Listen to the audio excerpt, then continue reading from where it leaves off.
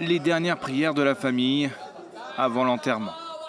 Recouverts de drapeaux libanais, les corps d'un père de 80 ans et de son fils 32 ans, tués par une frappe israélienne juste avant l'entrée en vigueur du cessez-le-feu, alors qu'ils étaient dans leur immeuble.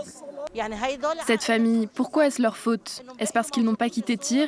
Est-ce notre faute si nous sommes restés? Nous ne voulons pas quitter notre terre. Notre terre, c'est notre honneur et notre dignité.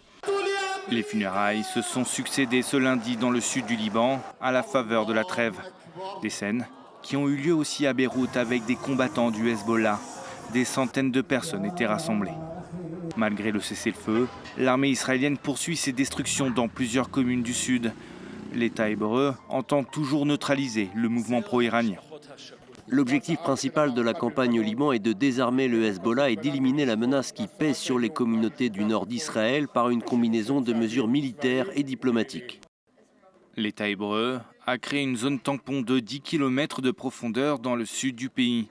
Il interdit aux habitants qui ont fui les combats de retourner dans cet espace.